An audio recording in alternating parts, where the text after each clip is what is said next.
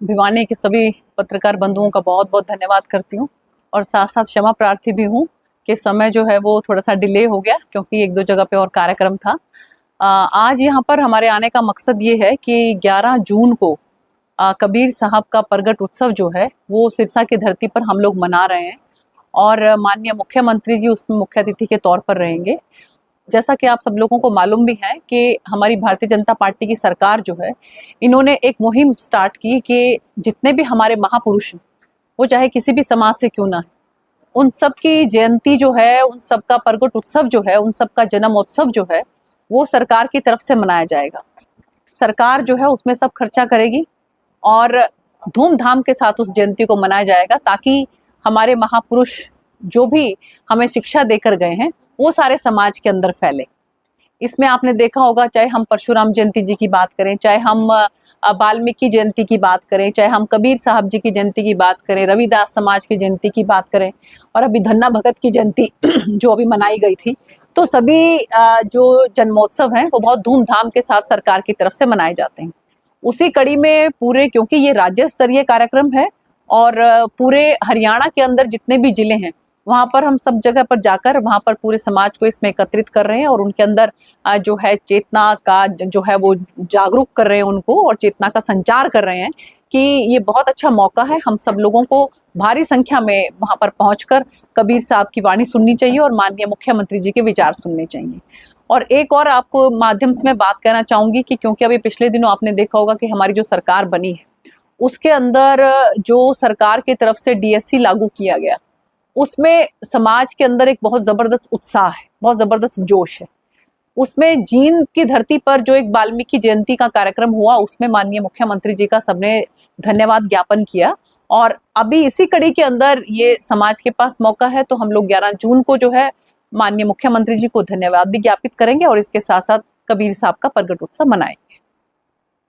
कोई परिचर्चाएं हो या कोई लेखन हो बच्चों का, उस प्रकार का नहीं दिखाई देता, एक पॉलिटिकल ज्यादा दिखाई देता, आप क्या मानते हैं? नहीं, ऐसा नहीं है। देखिए, अहिल्याबाई होलकर के बारे में भी अगर आप बात करें, पूरे हिंदुस्तान के अंदर, मैं खुद भी उसमें एक सदस्य हूँ, पूरे हिंदुस्तान के अंदर हमारी पार्टी ने एक जो है वो वीडियो कॉन्फ्रेंस के माध्यम से अंदर जाकर हम स्कूल में, कॉलेज में महिलाओं के अंदर अहिल्याबाई होलकर किस तरह की शासक थी उसके बारे में बताएंगे। क्योंकि आप लोगों ने देखा होगा कि पिछले जो बहुत एक दशक के पहले जो है वो जिस तरह की हमारी शिक्षा रही तो हम लोग बहुत ज्यादा मुगलों के बारे में पढ़ते रहे, लेकिन हमारे अपने जो शासक रहे, जो हमारी अपनी संस्कृति है उसको हम भूलते चले गए।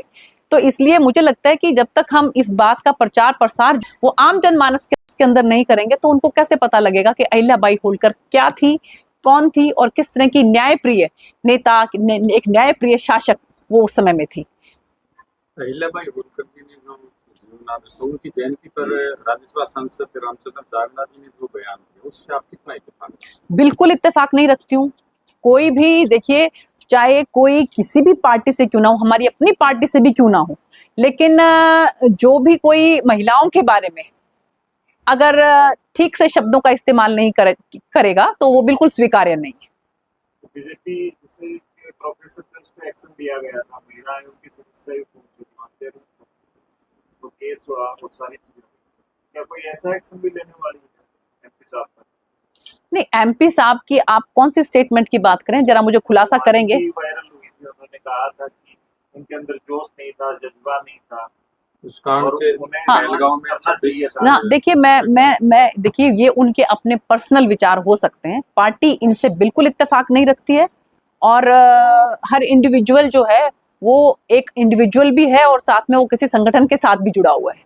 अगर कोई अपनी पर्सनल अगर कोई मंशा रखता है, कोई बात रखता है, तो उसको हम पार्टी लाइन लेकर नहीं चल सकते। पार्टी लाइन के लिए, लेकिन कहीं ना कहीं एक्शन की बात भी आती है, तो वो मुस्लिम थे, कहा जाता है कि इस कारण से उन पे एक्शन हुआ।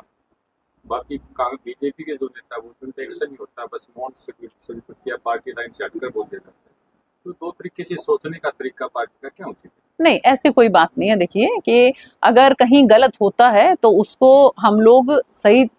ये सही नहीं मानते हैं। अगर गलत है तो उसको हम गलत ही कहते हैं। जैसा आपने एक शब्द के अंदर मैंने ये बात कही कि जो उन्होंने शब्दावली का इस्तेमाल किया वो बिल्कुल भी स्वीकार्य नहीं है, वो बिल्कुल भी जो है वो ठीक नहीं है और इस चीज को हम मानते हैं कि जो गलत, चाहे वो हमारी पार्टी से है चाहे किसी भी और पार्टी से क्यों ना है, तो सोच समझकर, खासकर जो भी जनप्रतिनिधि है उनको बहुत सोच समझकर बोलना चाहिए, क्योंकि उनकी कही हुई एक एक बात, एक एक शब्द जो है वो बहुत ध्यान से सुना जाता है और उसके ऊपर चिंतन और मंथन होता है।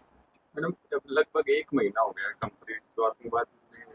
हमला किया था, 26 भारतीय नागरिक निर्दोष मारे गए, अभी तक उन 4 आतंकवादियों का जिक्र नहीं है, बाकी तो जिक्र होता है। जिन पर्टिकुलर 4 लोगों ने इस घटनाक्रम को अंजाम दिया, उनकी सर्चिंग चल रही है, उनको ढूंढा जा रहा है, उस तरीके से कोई बातचीत सामने नहीं आई। देखिए, जिस तरह से आपने देखा होगा कि 9 आतंकवादी ठिकानों के ऊपर हमारी सेना ने जिस तरह से आक्रमण किया और उसको नेस्तनाबूद किया और दिया गया, तो उससे आप समझ सकते हैं कि ऐसे ऐसे आतंकवादी जो है वहां पर, उनके परिवार वहां पर जो है वो मारे गए हैं, जिसके बाद कि उन आतंकवादियों ने ये स्टेटमेंट भी दिया है कि मेरा भी, अगर मैं भी इसमें मारा जाता तो ठीक रहता। आप लोगों ने सुनी होगी वो स्टेटमेंट भी। तो देखिए, जिस तरह से सेना हमारा काम कर रही है, हमारा नेतृत्व माननीय प्रधानमंत्री नरेंद्र मोदी जी के नेतृत्व में जिस तरीके से हम लोग जो है वो मुकाबला कर रहे हैं, तो मुझे लगता है कि वो काबिले तारीफ है। ऑपरेशन सिंदूर जो है वो सफल है और बहुत अच्छे तरीके से हमारी सेनाओं ने मुंहतोड़ जवाब जो है वो पाकिस्तान को दिया है। मैडम, हाल ही में रामविलास शर्मा के द्वारा भी विवादित बयान किया गया राजपूत समाज को लेकर के।